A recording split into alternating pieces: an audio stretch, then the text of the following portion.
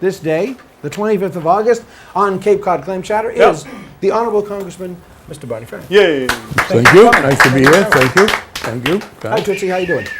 We got to get him on the show. Well, anytime. He's my best spokesman. Okay, so we've got tons of questions here for you. Got questions that people have asked me while I was walking around on the street. I said, "What do you want? What should I ask them?" So we got a bunch of personal questions for you, if you don't mind answering them, and then we'll get into the meat of stuff later on. So we want to start out with where did you go up and where did you go to school? I grew up in Bayonne, New Jersey, which is a very industrial city right outside of New York City. And I went to Bayonne High School, the public high school. I went to public schools in the public high school. My father owned a truck stop in Jersey City, which is the next city over, just before the Holland Tunnel, which gets to New York. So beginning in really when I was about 11, I used to work Saturdays pumping gas in summers, and got my first work experience there. And then in 1957, when I graduated from high school, I came up to Massachusetts to go to college, and I've been here ever since, basically. So I've been in Massachusetts for over 50 years, but I grew up in New Jersey. Okay. Let's see. What people were wondering what kind of mischief you used to get into when you were a kid. Well, the normal stuff that young teenagers do in high school. Probably some vandalism. Oh, really? Yeah, would get dared into doing that kind of stuff. And peer pressure. Yeah, occasional sort of scuffles with, one they were generally geographic, a group of guys would go one place and kind of get challenged by another group. Nothing, no weapons or anything. You were near New York, so right West Side Story was happening right while you were growing up. But it was not, where I was, it wasn't based on ethnic lines, it was more on geography, guys from one part of New Jersey show up, and another part, it was all very much New Jersey. I would occasionally, I'd get in a little bit of trouble at work because once, a couple of times I made the mistake and filled the tractor trailer full of gas when it was diesel powered and vice versa. It took me a while before they could be sure I wouldn't do that. Now, that was a mistake? Yeah, that was a big mistake. Oh, okay. Phew. And then somebody had to get under it and open up the tank and let it come out. Yeah, wow. And like 200 gallons of it? Whew, wow, that's a big mistake. Because one of the questions that somebody wanted to ask you what your previous jobs were. And also they wanted to know, have you ever worked for minimum wage? Yeah, I did. Well, I take it back. It may have been slightly above the minimum wage. My employer was my father. But I did work for, it was $1 an hour, which I think was probably above the minimum wages back in the 50s. All right, and let's see. What's your favorite type of restaurant food? Italian.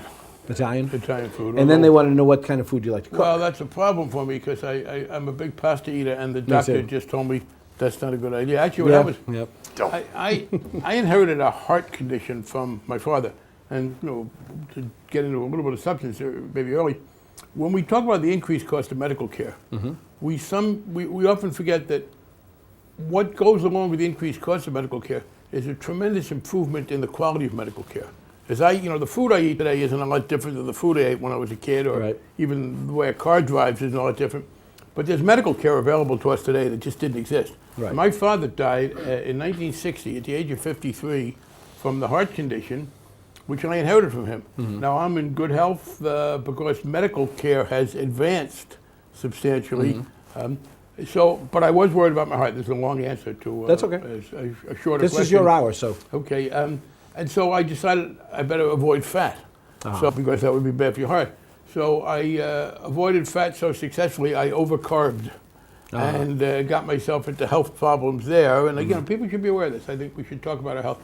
The doctors that I went to for my checkup, they said everything's good except you're getting towards the diabetes range, and it turned out I had been eating too many carbs. So I am now back on a very low carbohydrate diet. So pasta to the pasta. So your doctor's right now probably jumping on you, but you need to lose like 30 pounds. I lost about 25, and I want to lose another. You're looking good, another by the way. 10. Yeah, although, and it's true, doctors do put their money where their mouth is.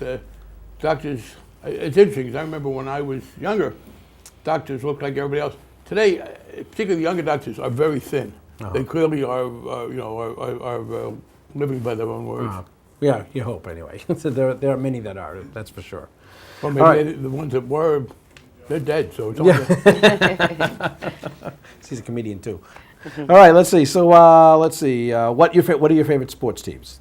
I think I know the answer to these. Well, I won't say. Obviously, the one that I have the most interaction with is the Patriots, because they play in the district we represent. Wareham, part of my district. It starts up at the top of Newton, it goes through Foxborough. And I have to say, because Robert Kraft has been someone I've known for a while, the Patriots are not only a great football team, but that complex that Robert Kraft has created there, Patriot Place they call it, got a hotel and there's a hospital, great retail, Bass Pro Shops, restaurants. Everybody talks about it all the time. It's a major source of jobs for my district. So, I'm very pleased to be cooperative with him. Beyond that, I don't get into it too much because in my experience, anytime a politician shows up at a sporting event and gets introduced, what happens? They end up taking over They get booed. Oh, do they? The only politician who doesn't get booed when he shows up at a sports event, in my experience, is our state auditor, Joe Danucci. Joe was New England middleweight champ, and he really should have been the national champ. He really did beat Emil Griffith, but he got jobbed in the decision. Although Joe himself, good guy, says when they rematched, he acknowledges Griffith beat him. But we talk about the separation of church and state. I believe in the separation of sports and politics. I do too. think, and look, one of the things I think is terrible is people in my line of work will suddenly show up at World Series. Well, I think the World Series tickets, limited as they are, ought to be for the people who've been there every day. The men and women who go to the games and support the teams. So I try and stay out of that. But I do work closely with the Patriots because, as I said, that's a major economic activity for my district, not just the team, but Patriot Place. And obviously the team is the center of it. We work closely with Bob Hilberg, who's the trivia champion. He wrote a book called Total Patriots, which has every single play, has the statistics from every play since the Patriots began. Well, he's been on the show probably not 4 times, I think. Great guy. To read that for a while. Maybe I'll wait for the movie. It's quite the tome, I'll tell you. So everyone here has a signed copy of it. Oh, maybe I should give one. It's a big book. To Bob and Kraft. Actually, I've met with seriously, sports is obviously great fun, and but one of the things I like, I was just down at the stadium because he has installed, the Patriots did, significant solar power. 30% of the power for the retail complex is going to come from solar power, which is a great thing for us. We're going to talk about that later on. Some local companies were doing some of the manufacturing. But as I walked around, I would meet people from other states, people from New Hampshire, people from Rhode Island. So that's an entity that brings money into the state, which obviously we're all for. Yeah, absolutely. But like I said, we'll be talking more about green jobs later on in the show. Let me see. What countries that you have not visited would you like to visit? I'd like to go to India, and I'll tell you why. We have this big debate about whether you can be a democracy, particularly outside of the Western world, where we've had this history of democracy, but in countries which haven't had democracy, outside of Europe and say, North America, there are people who argue that they can't somehow have democracy, and if they do, they won't be able to develop economically. And for years, the example people gave was the People's Republic of China. They were very undemocratic, they still are, very repressive, and doing well economically. India is democratic. India is a huge country, and it has more problems for democracy. People speak different languages, different religions, and despite that, they have stayed democratic, and in recent years, they've been doing well economically. So I very much like to say to people, please don't act as if democracy, free speech, that those are only for people in rich white countries, essentially.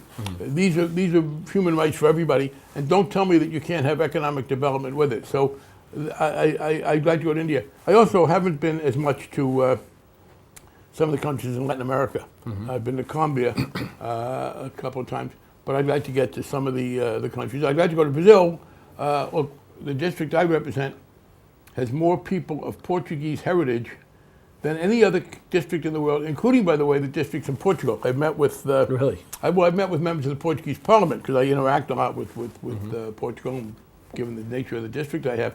And since our congressional districts are so much bigger than Portuguese parliamentary districts, there were more than 200,000 people in Fall River, New Bedford, Taunton, Wareham, Cushing, etc., who identify themselves as Portuguese in ancestry. So I spent a lot of time there. I've been to Cape Verde several times. I've been to the Azores a lot of times. I got to go to Brazil, which is obviously also Portuguese speaking. So Brazil and India, and they are again both big democratic countries that have shown a great deal of success economically. Very good. Good answer. Let's see, and I think this is the last one, and we were wondering if there's any thoughts you'd like to share about your friend Ted Kennedy. Yeah, great regret. Yeah, miss him. He was an extraordinary president, and it's just a year now from the death, and people are writing about how much we missed him. We'd have been better off if he was here. I'll tell you what I most liked about Ted. There was this view, and I hate when people tell this to young people, and they say, well, you know what, if you're going to get involved in government, you have two choices. You can be an idealist. You can care about doing good, or you can be effective. You can compromise and make deals. And people act as if those two are separate, but they really ought to go together. And that was the good thing about Ted Kennedy. Nobody cared more about helping people who were in limited economic circumstances, or fighting for people who may have had some developmental disability or whatever. He really cared about trying to make the average person better off, but he was very effective. Oh. So what he did was to kind of refute the notion. I like to argue in cases that people think, let me put it this way, sometimes you have two important values, and people like to argue that the two values are separate. They can't go together, like democracy and economic development. Well, another one is idealism, commitment to making the world better and being effective. And the great thing about Ted Kennedy was he was as idealistic and committed to his views as anybody could be, and also more effective than anybody could be. And in a sad way, I have this memory that if you read his last book that he wrote, his biography, it begins in New Bedford. He starts by saying that he had been giving a speech in New Bedford on a Friday, and I was sitting next to him. We both spoke. It was at the Corson building, which was a building he and I, Frankie, got earmarked funds for. I got to confess this, because it had burned, and it's very important for the waterfront park and for the cultural and economic impact in New Bedford. And he and I were there dedicating that building on the Friday. And the next morning I get up and hear that he'd been taken to the hospital, but he writes in there how almost how pleased he was at the sort of the last speech he was able to give before he got sick, before this hit him, was before the illness manifested itself. Obviously he'd been sick. Was at the Whaling Park in New Bedford, which is so important for us in this part of the state. It's like you read my questions beforehand, because you gave me a beautiful segue, because what I wanted to talk about was ideals for freshman congressmen. Because as a senior congressman, you've seen freshmen come and go a lot in your career. You've been there. How long have you been? I'm finishing up 30 years now. 30 years, wow. So you've seen a lot of freshmen come and go. You must have seen freshman congressmen who have run on all sorts of ideals.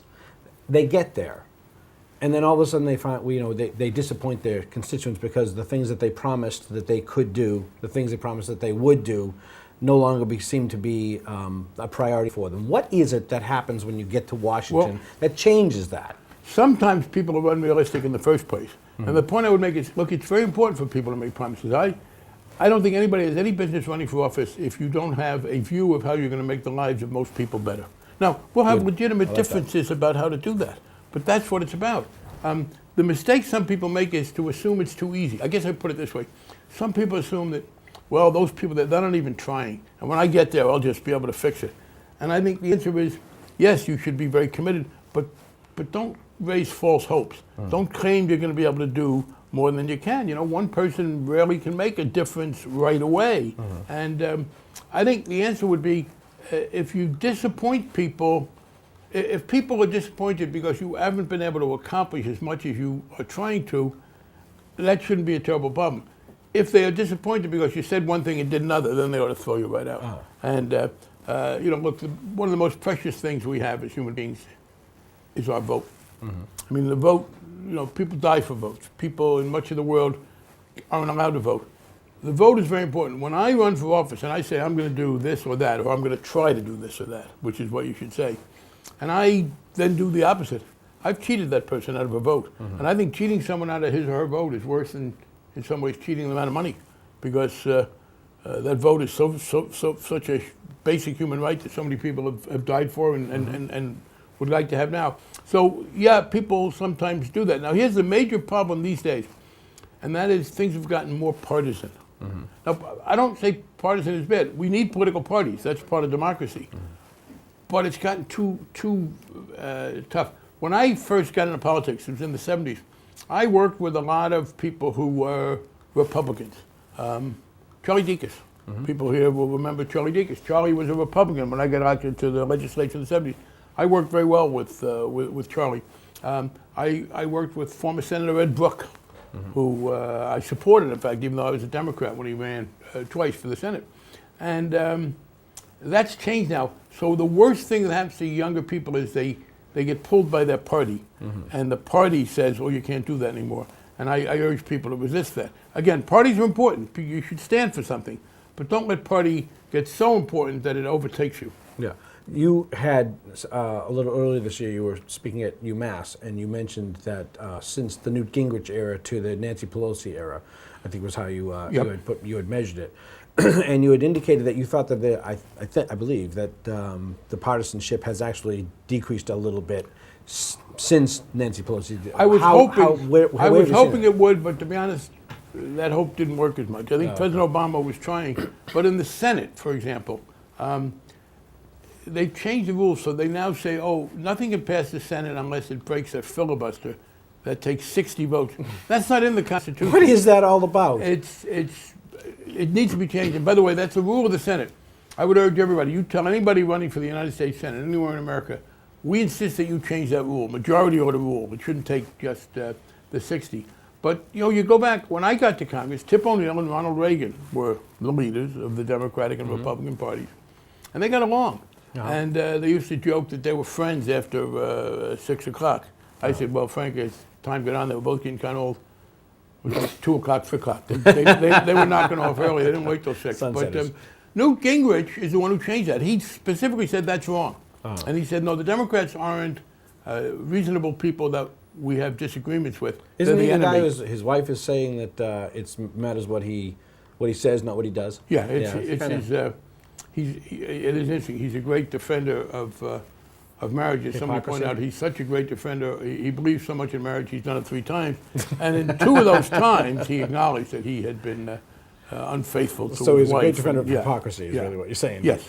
Don't let me put words in your mouth. No, I think that's the basic sin. And I think, no one is perfect, and people have flaws. But if you're in public office, and you try to if you punish other people for doing what you're privately doing yourself, I think that's a serious sin. I agree. I think hypocrisy is just ought to be unacceptable. Because you're voting ultimately by your conscience. Exactly. And if that's really what's going on inside you, then you're not really that good of a politician. I agree. So you're betraying what I talked about before that Ted Kennedy exemplified, which is you start with your ideals and then you try to make them effective.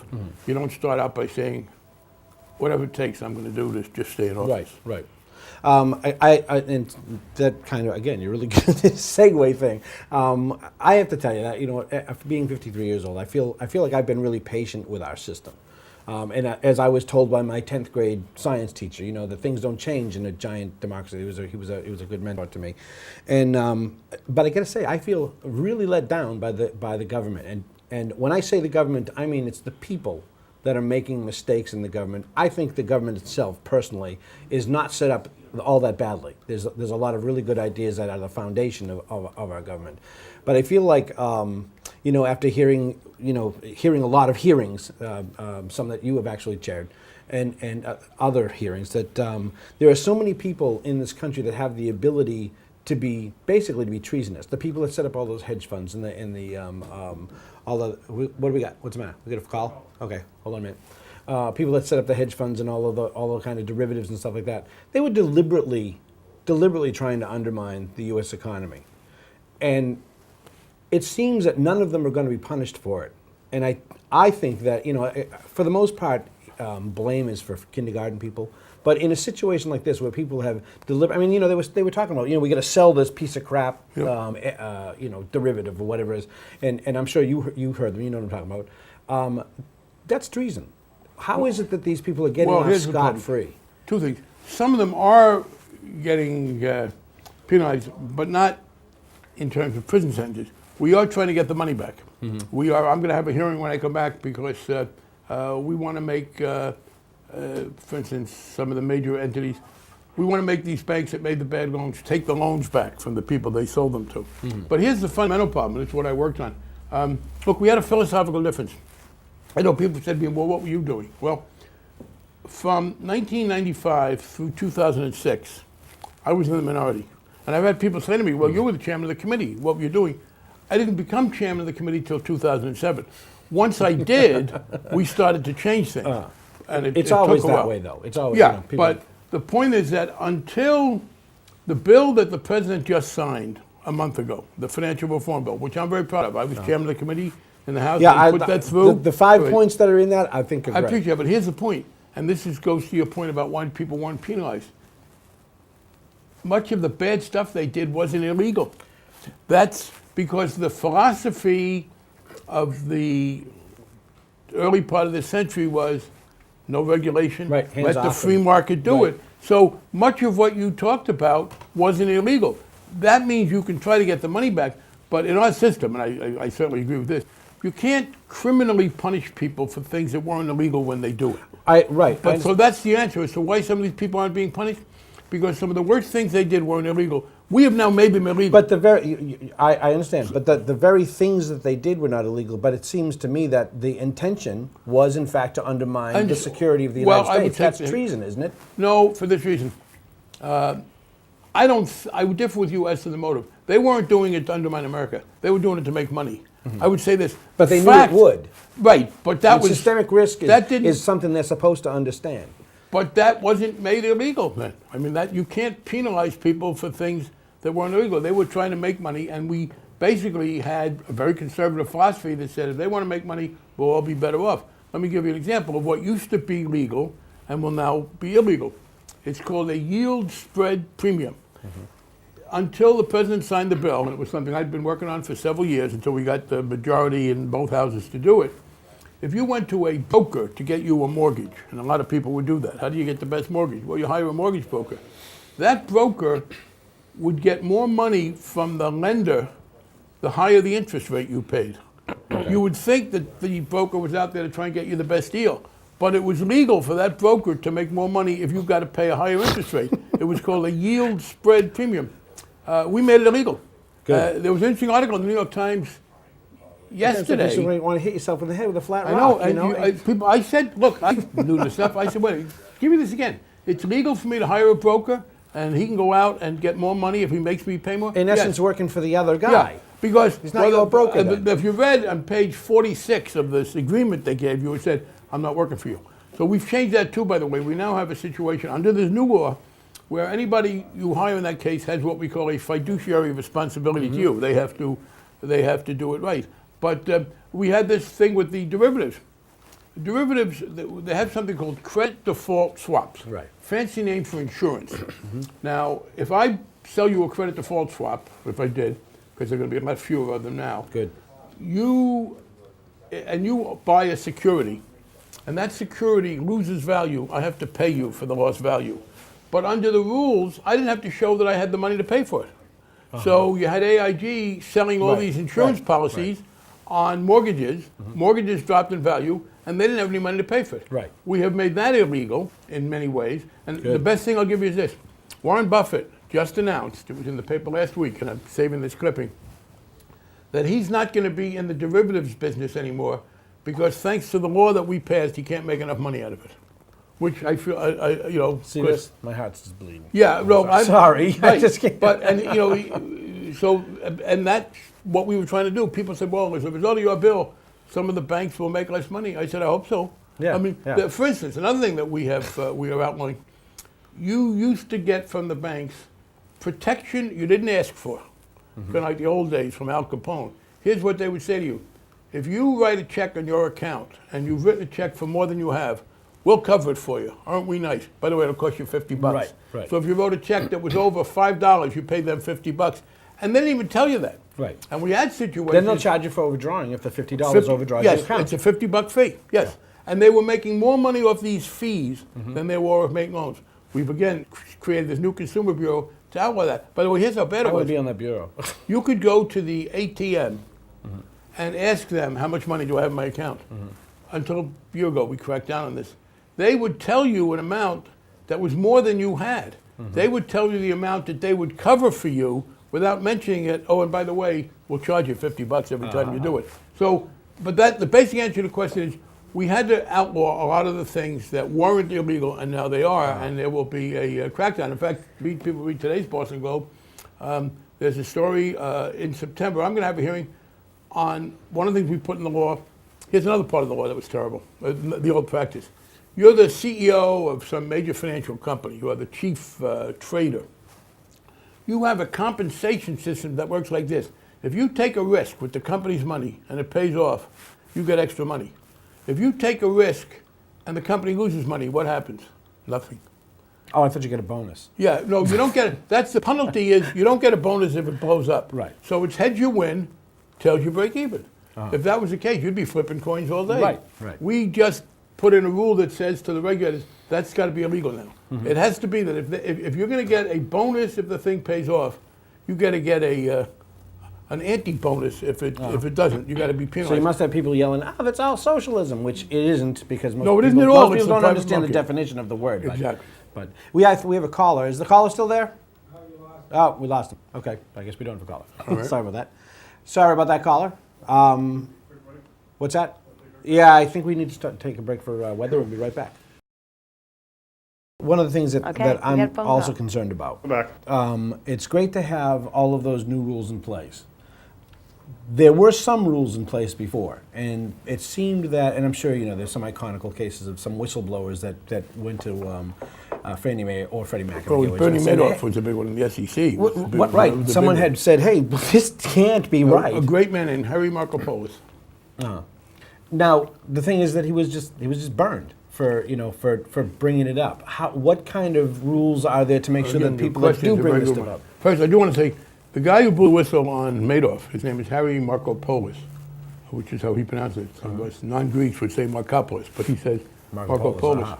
And he, in his book, says that the first place he got good response was the committee I chair. He came to us, and he's very flattering to us, and I appreciate that.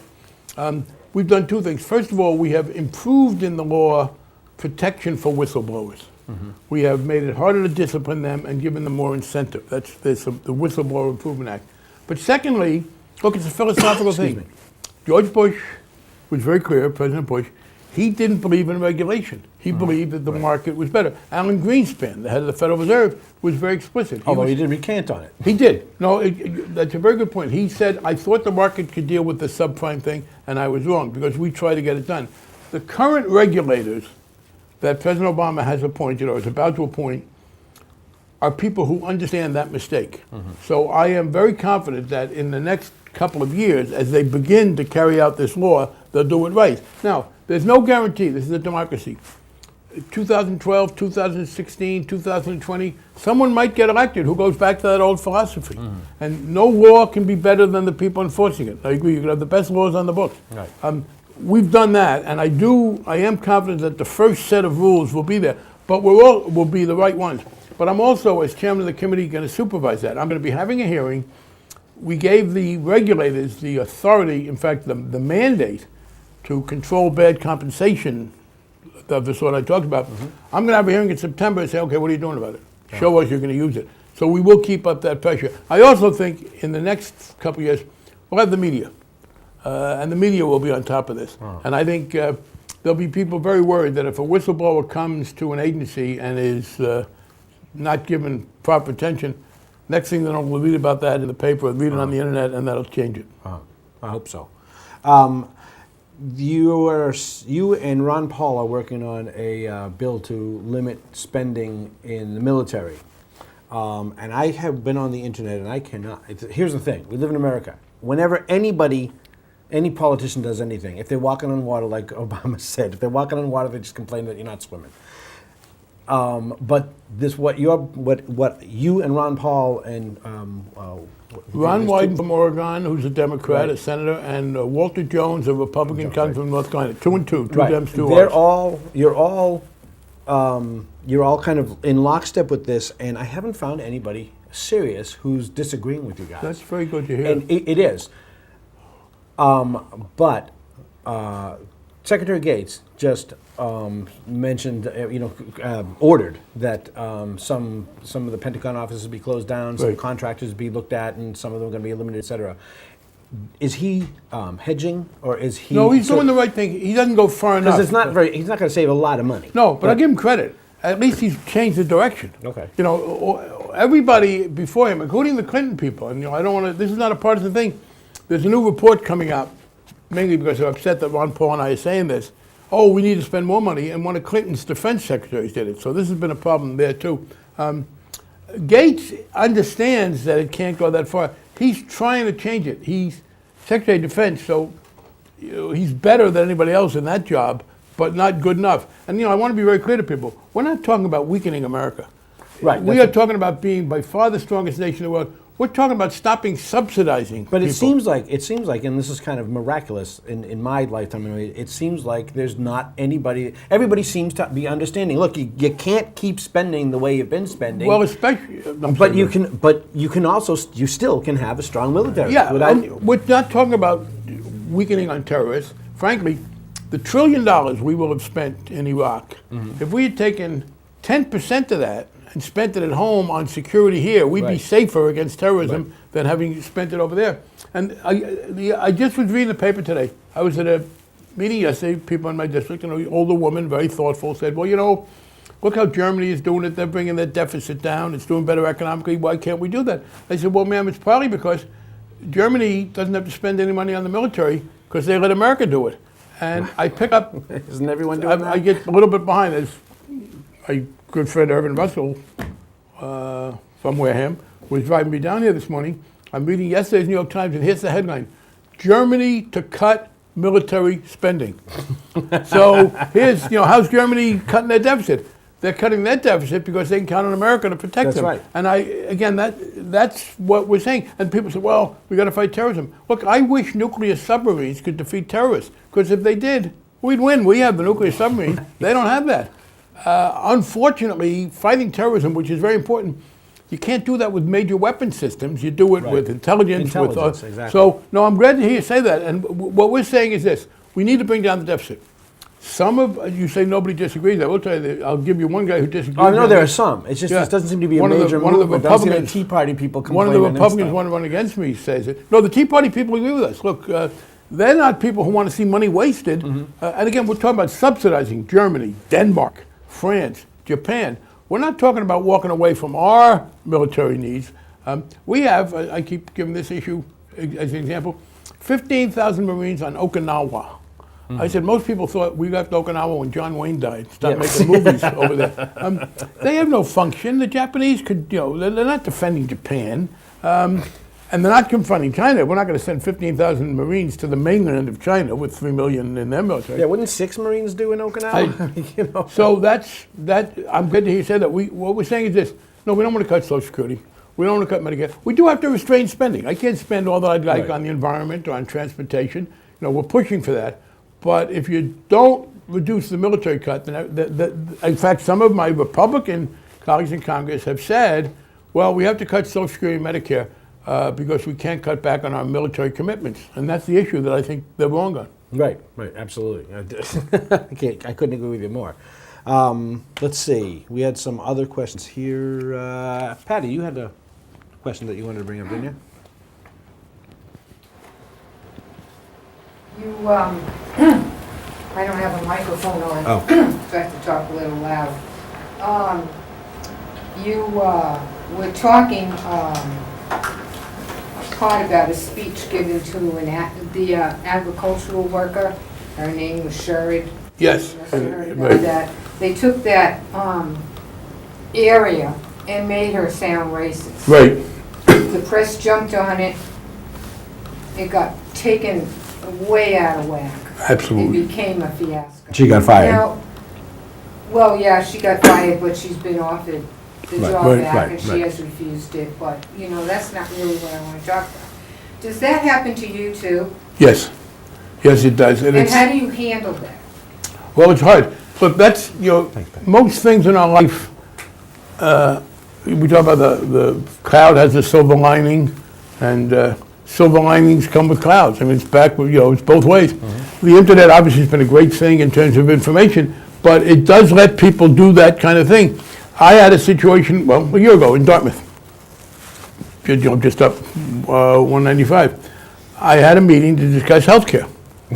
And you may remember, that's the one where I said to this woman, on what planet do you spend your time? And so... The Nazi dining room table. Yeah. I said, arguing with you would be like arguing with the dining room table. Fox News, in many cases, ran my answer. And people said, well, why would he be rude to a constituent? She wasn't a constituent, but that doesn't make a difference. Anybody could come and speak.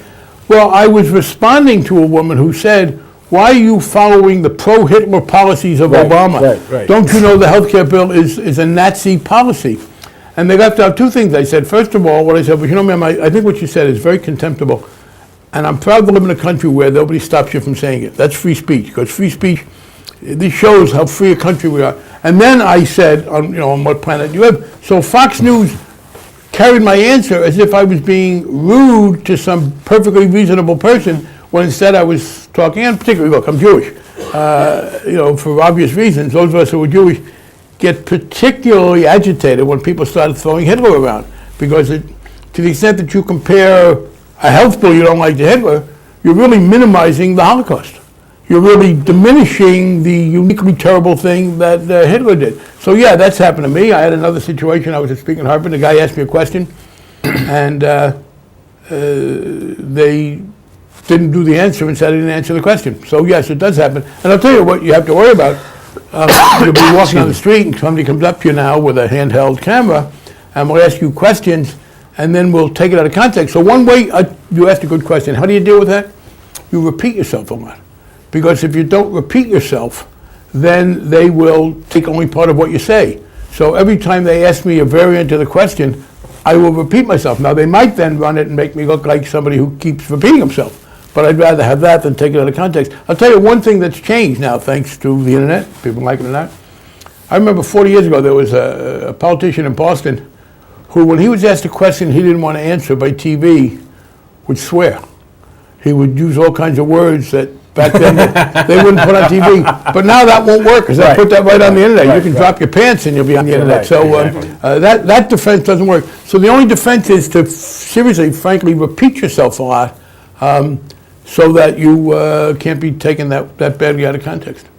You had another issue a couple of weeks ago. Barney's bad friends on the Herald. Talk about just looking for something. Well, that was really outrageous. 2-inch letters, Yeah. picture on the front page, and there's a paragraph and a half that's that mentions you. And it's like, look, Barney Frank's job is not to vet these people. Well, the ethics committee. And had you not signed off, because you found out, let's say you did you'd be the guy who didn't sign off on the only black-owned bank. I'll tell you this one troubles me. I'm chairman of the Financial Services Committee, and I represent Massachusetts. So in addition to having good national policies, I want to see that institutions here are treated fairly, not to the extent that they would be compromising the rules. So I've worked with Fidelity in Boston, the mutual fund company. I've worked with State Street Bank. I've worked with Liberty Mutual Insurance to make sure that while we were preventing bad things from happening, we weren't having what we call unintended consequences against them. All the banks, the mutual savings banks, which are the smaller banks here, I worked with them.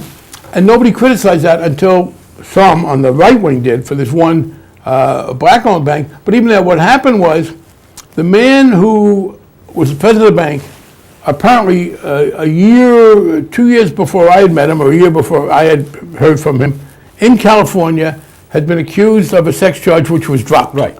And that became my bad company, which if you read the headline, it would sound like I owned the company. Right. It meant, I was involved with the company. I wasn't involved with them. And by the way, the best thing I can say about that is the House Ethics Committee, which is 4 Democrats and 4 Republicans, looked into that and brought charges against one of my colleagues, Maxine Waters, whom I admire, and I was sorry to see that, and I hope she's able to refute it. But they had nothing negative to say about me. Right. So That one has already been investigated fully, and people said I was fine. It but just the headline, looked totally absurd to me. That was clearly They had nothing. They had nothing. right. And if you read it, they said that I didn't do anything wrong and I didn't get any money from those people, but they still did the headline. Right, so, yeah, and a full page of article. It's like, the article is about those guys, not about Barney Frank. It's like, Yeah, it wasn't a company that I owned, and it wasn't Yeah. even a company that I kept, and it was something that happened before I had met the guy, and that had been dropped as a charge. Right. You got another one? Yes. In January, I read in the paper that you interceded for a small company in Bedford, Pre-6. They make Yes. little rubber things or Yes. something. Automobile parts, Yeah, and you talked to the bank about their financial problems. You called as Barney Frank, so they got some help.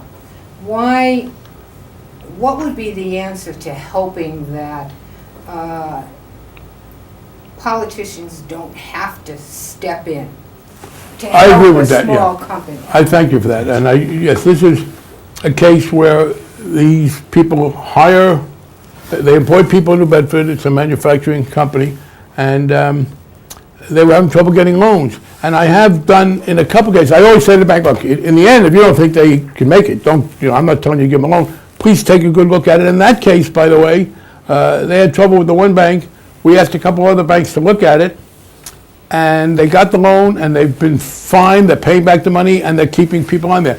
But that's a very good question. It shouldn't be case by case, you're exactly right. Here's one of the things we have, and there's one where the Republicans are filibustering it, and it frustrates me, and I'm hoping we can finish this in September. President Obama asked, and the committee I chair, we did this. We are taking $30 billion of federal money and buying preferred shares in small banks. It's not a giveaway. We are buying shares. We will be the owner of those shares. They are profitable banks. This is not to bail out banks in trouble. In return, those banks agreed to increase the amount of loans they make to small businesses. Now, you can measure that because you now know how many loans they are making. And the way we work it is this. To the extent that they lend more money to small businesses, they will not have to pay us as much as a dividend in the preferred shares. So it's using the market. The more loans they make, the cheaper the money will be for them. And we passed that in the House, and it's for banks, by the way, under $10 billion in assets. It's not Bank of America, it's not Sovereign, it's not Citizens, it's not any of those larger banks. And we passed it in the House, and the Republicans are trying to filibuster it in the Senate because I'll be honest, I believe that the right-wingers in the Senate don't want to see the president succeed between now and Election Day. Nice. They don't want the economy really to get nice. better. Nice. That's why they're opposing increased unemployment compensation or money to keep police and fire and teachers on there. But I talked to Senator Harry Reid, the majority leader, because it's the committee I chair.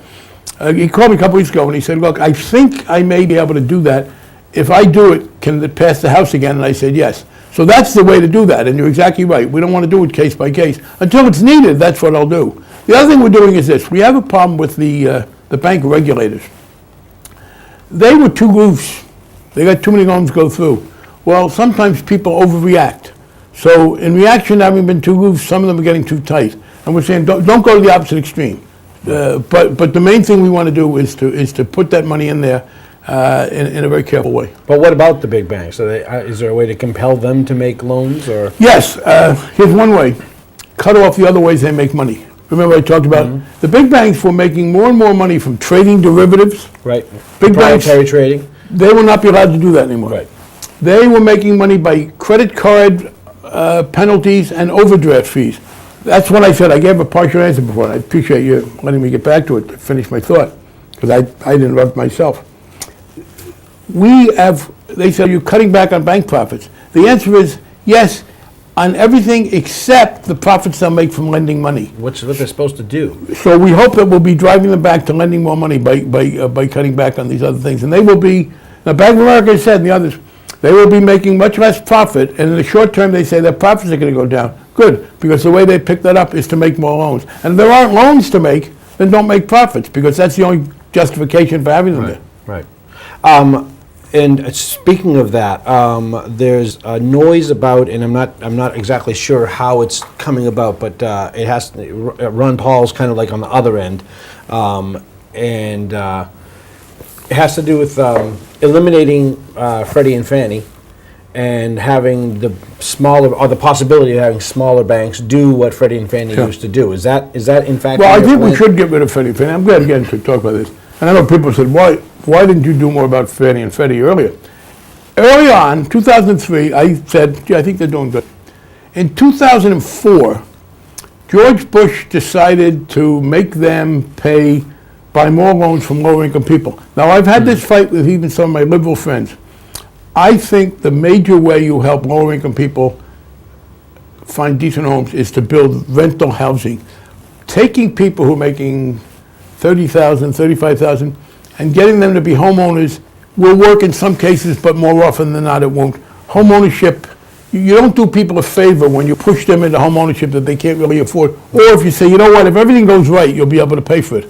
Because in what world does everything go right?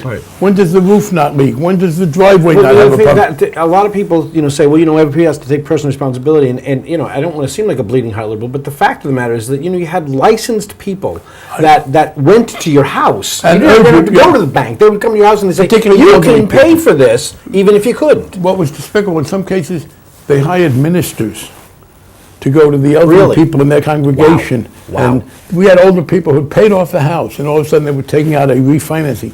By the way, that's another one of the things that we have made illegal in this law. You cannot lend people money without requiring them to show their income. And if you make a loan, and it can later be shown that that was an irresponsible loan, that person couldn't pay it, you don't get to collect on that loan. So that's Very good. That's Very good. That's an important part of that what should have been done years. And I was trying to do ago. it. But we had this fight during the period from 1995 to 2006, and I even have to explain this to people. I wasn't in charge of the committee. I was in the minority. Right. Tom DeLay was running the House. Tom? Well, and I've said to people, if you think I had secret influence over Tom DeLay, I'll prove to you you're wrong. Because if he was listening to me, I would have told him not to go on the dance show. And I would have saved him. I would have saved him a lot of embarrassment. But I didn't become chairman of the committee until 2007. When I did, we went to work to fix Fannie Mae and It Freddie was Mac. only 1 year later that the big crash actually occurred. And Yes. It was certainly... It was built in. It was building up And in in the 2007. year- I could see it coming when they started to go into the different methods of collecting cash. I- Until they started auctioning it off. In the first year that I was the chairman of the committee, we passed the bill in the committee and in the House to stop the problems with Fannie Mae and Freddie Mac, and we passed the bill to deal with ban the subprime lending. Now, the Republicans had enough votes in the Senate, that was blocked, so it took me from till 2010 to get it passed. But in 2008, the Senate finally did this. So Fannie Mae and Freddie Mac were taken over by the George Bush administration, Secretary of the Treasury, in 2008. The problems from Fannie Mae and Freddie Mac stem from before that period. Since that, they've been run better. Now, we need to take the next step and get rid of them. But I do want to make it very clear. During the years when Fannie Mae and Freddie Mac was causing a problem, was having problems, I was in the minority. As soon as we became the majority, and I'd recommend to people, read the book by Bush's Secretary of the Treasury, Hank Paulson. He says that I was the one who worked with him to put an end to it. And I understand I can't expect people to keep every detail of my career in their minds. Oh, you're chairman of the committee. Yes, as of January 2007. And once I became chairman, we did enact those laws. Now we got to go to the next step and get rid of Fannie Mae and Freddie Mac altogether. Some of the people in the lending business say, okay, but you still want to have some way to do some guarantee. And what we've said is, all right, we'll listen to you, but here's the way to work. If there's going to be some kind of guarantee on mortgages, that will have to be paid for by the people who are making the loans. In other words, no taxpayer money. If they want to come up with a system where you get a guarantee on the mortgage, but you pay a fee, and that pays for itself, we'll look at that. But it will have to be with no possibility of the taxpayers putting in money. Okay. I have actually a whole lot of other questions on that particular issue, but we're not going to have time. Something that I would really like to ask you about, and I'm kind of really asking you to put your future sight on for in Congress, and it's this. It seems to me that the solution to all of our problems, and I know that sounds kind of silly, well, how can they possibly, but I really think there is a solution to the unemployment problem, the Social Security problem, the environmental problems, the energy problems, all could be handled in one comprehensive bill that greens America. It would facilitate all of the old industries that are not efficient, sunset them, and increase new industries, like, for example, a program that would solarize just public buildings. There's probably not even enough unemployed people for that. And at one time there was a study, but it was a long time ago, and for that very project years ago, and there weren't enough unemployed people then, but we have certainly a lot more now. Yes. Right. But the thing is that having a comprehensive energy and employment and greening bill would really solve pretty much every problem every economic problem certainly that we have, as well as every individual person's economic problem. You're going to have to create new jobs for teaching, for manufacturing, stuff that's going to have to be manufactured here can't be manufactured anywhere else. Old things like trucking, it would increase trucking. It would increase for a while. It would increase the use of fossil fuels, but then sunset that. Is there any hope of anything like that happening? Yes. Because one last thing, sorry to interrupt, but this is the kind of thing that that back in it was 1973 when I was with that teacher that I was talking about. We were talking about that stuff then, but the '74 crisis. That's what it was. It's been the '74 crisis. That's when we were talking about that stuff then. This is how many years later? This is 40 years later. Nothing's been done. How many administrations have we gone through? And not one of them has actually sponsored an energy bill. Well, in fairness to Obama, on that now. He is. I'm not blaming him. He has been pushing it. It's run again into resistance in the Senate. You're more optimistic than I am about how much it would do, but I agree with it's all good. So maybe we don't. I might not see we get as far as you, but I agree it's all in the right direction, and we're working on that. And you make one very important point about this, which is when you talk particularly about the installation of these things. Mm-hmm. You can't install solar panels from Mumbai, India. Right. You can't put in a windmill. Nor can you teach someone how to do it.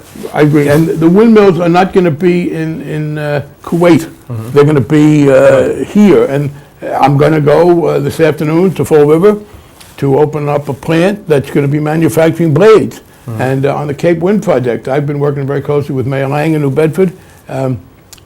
We are going to insist, if that project goes forward, that the blades be manufactured in New Bedford. Uh-huh. And that makes sense too, because you want to put them right there and have that interaction. Right. So I very much agree with you.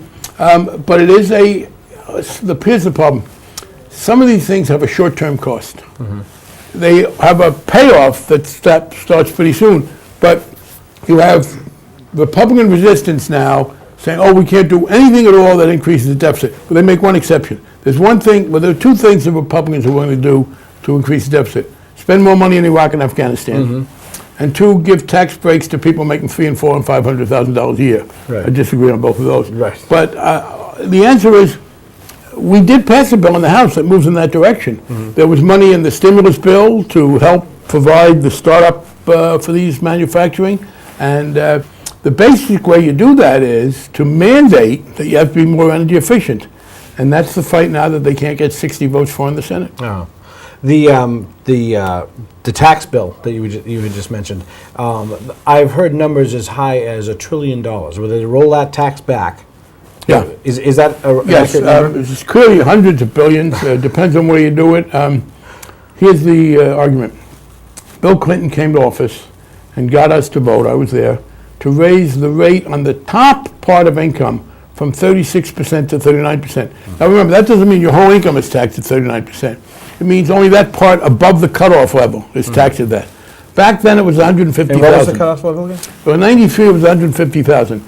We've had increases, so we're now talking about a cutoff level of $200,000. Mm-hmm. If you're at $200,000 in income or below, you pay no additional tax. For every dollar you make above $200,000, we want to increase 3 cents the amount of tax you pay. Mm-hmm. So if you make $400,000, you'll have to pay another $6,000 in taxes. Uh-huh. If we don't do that, it costs us close to $1 trillion. You're exactly right. Okay. Hundreds of billions, closer to $1 trillion. If you're rounding off, you'd certainly get to $1 trillion. And the Republicans on the one hand say, you got a deficit, so we're going to have to hold back Social Security. We'll have to raise the retirement age. We're going to have to cut back on Medicare. And raising the retirement age is really just a trick to hope that you die before you actually are ready to collect your unemployment. If you've had a job where you're sitting in an office and you've had a good education, you've eaten well, 70 is not too old to be working. But if you've been on construction, right? If you've been out there, if you've done a physically difficult job, No, I think you ought to be able to retire at 68 or 69 years old and not have to do this kind of labor. And but that's the choice. And the Republicans are saying, let all the tax cuts continue. And what we're fighting about is whether or not you raise by 3% the tax on incomes above $200,000. And and it could cost us $1 trillion, and they will have to make up that $1 trillion or 800 billion, whatever, however, by cutting Social Security, Medicare, and we have other things. How does that even make any sense? I mean, what's their? I don't get it. What's their argument? Is that making sense? Oh, their argument is that if you raise taxes on the upper income people, they'll work less, and the society will be poorer. And one group, given Alan Greenspan, the great conservative leader, he was asked by a Republican at a hearing I was at, well, isn't it true that if you cut taxes for the very wealthy, you'll wind up with more money because they'll work harder? And he said, Congressman, I know that's the theory. It has never happened in my lifetime. And he was 82 years old at the time. We have a phone call, actually. It's going to have to be quick because we're running out of time, though, too. So, Give it a shot. Are you there, caller? I'm here. Hello. What's your Hey, name? Paul. This is Barbara Porter. Hi, Barbara. You have a question? Hi. Bonnie, my husband is Dick Porter, the thermometer man. Yes. Okay. We both want to compliment you on this morning. Well, and thank the you. remark you made about the vote is the most important thing. Keep up the good work, Bonnie. We're behind you. Thank you. There are people, there are people in Iran, people in China who risk their lives to be able to vote. So, and then we have people here who don't bother to use it, and it's an important point to make. Very good. Okay. All right. So we only have about 2 minutes left? Yep. Well, I guess that actually brings us to the end of our time. I want to thank you very much for coming. My pleasure. The questions were good ones. Really Thank made you. me think, Thank and you. I thank you. It was very nice of you to come. It Frank. worked a long time with me to get the arrangements to come. So, and we were just about to go on a break, so it was great to have you come here. So, Irvin, what you just? I was saying today's the last day to register for. Oh, for voting. In the primary. Oh, okay. So, today's the last day to register for a primary. That's correct. So, anybody who hasn't, Yeah, let me say, you're that gonna have to get your butts out announcement, there in the rain. commercial, that announcement comes from a member of the Democratic State Committee, Irvin Russell. And, but you can be a Republican, Democrat, whatever. If you want to vote in the primary, which is September 14th, Right. you have to register by today. All right. Good announcement. All All right. So tomorrow, Paul, we have Peter Hamlin from FEMA. All right. Great. And that's it. Just the one guest. That's it, buddy. All right. Hold on, we're just going to stick it back. All right, so that's it for your dailygumbo.tv. You can watch this again tonight at 8 o'clock. It's also on, amazingly enough, your dailygumbo.tv. Imagine. So take care of the people that you love the people that take care of, and we will see you tomorrow. That's right. Thank you for tuning in. Bye. And thank you again. Oh, Thank you, great. Congressman. Great having you. Thanks, guys.